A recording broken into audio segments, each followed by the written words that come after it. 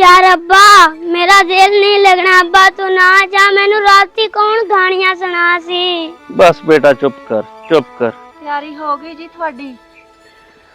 हाँ कर्मा वालिए तैयारी हो गई है ते बच्चों का ख्याल रखी।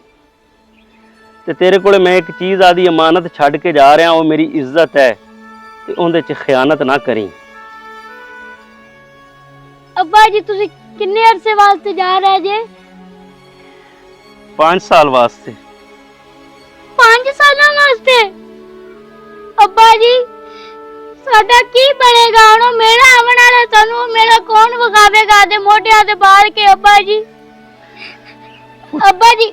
आपा इत्ते सार लवांगे ओका सोका होके, जेड़ी सानू रुकी मुक्की देवेंगा असीं खा लवांगे। पुत्र ओए हुण इत्थे गुजारा नहीं कि किसे वल जाके दिहाड़ी कर लेने है ना। तू कहंदा जी मैं 500 रुपया देसां ते वो भी नकद नहीं देंदा, मगर धक्के खा खा के जिमीदारां दे मगर धक्के खावींदे ने। कोई ताजर है तो उहदे मगर धक्के खावींदे ने ते फिर जाके 500 रुपया देंदा है। बेटा 500 दा तां किलो घिओ ही नहीं आंदा। आटा किन्ना महंगा है, घिओ किन्ना महंगा है, गैस किन्ना महंगा है।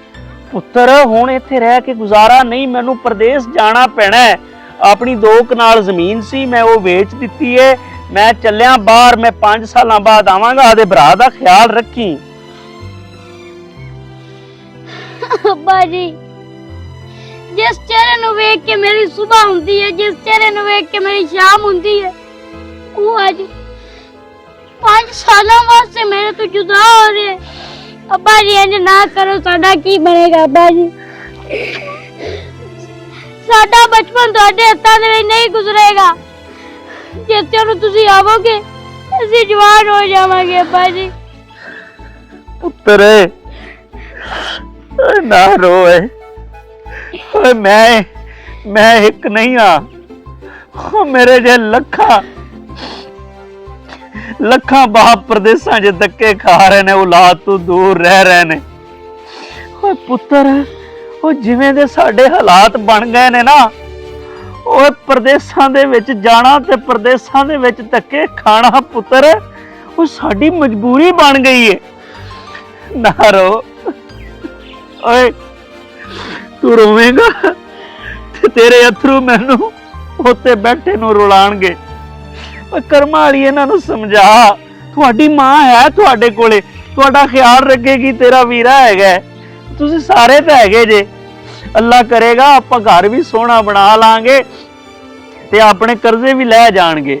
जा बेटा तेरा पापा जो कुछ कर रहा है ना वो सिर्फ अपने लिए कर रहा है। तू एवें ना उन्हें परेशान करते टोर। बस जा पुत्र चुप कर। रोजाना ना तेरा पापा काल ते गल कीता कर सी अपने नाल। ओए पुत्र वो सारे ही बाहर जांदे पे ने। ओए हुण तक जेड़ा पिंड वेखो अद्धा पिंड बाहर टुर गया। हालात इस तरह के पैदा हो गए ने पुत्र, जिवें वो दूजे दिल ते पत्थर रख के बैठे ने, तू भी दिल ते पत्थर रख ले पुत्र। बस मेरे लाल ना रो यार, मेरा कलेजा फटदा ही। वो 5 सालों का पता ही नहीं लगना, एवें लंघ जा सुन तू, एवें दिल छड्डी गना। 5 सालों का पता ही नहीं चलना भी किवें लंघ गए। मैं वापस आ जा, चुप करा कर रोई जांदा है। अब्बा जदों तू मेरे नाल से ना ते मेरी हुण उम्र कितनी हो गई है? 12 साल ते मैनू पता ही नहीं लग्या। हुण जद तू मेरे तो जुदा रहेगा ना ते 5 साल 50 साल वर्गे लगणगे। अब्बा चुप कर जा, चुप कर जा ना इहदियां गल्लां करते। मैं आखी जाना नू रोक ले। तेन मैं आख्या भी सी जो बाहर सुते पे अमन ते मैं जाऊंगा, तू आख्या तू एक बारी उन्होंने मिल ले, तू 5 साल बाद आना मिला ले मैनू बालां दे नाल। तेन मैं रोकिया सी, मैं इन्हां नू नहीं मिलना। मैं मिले बगैर ना रो यार, ना रोवा।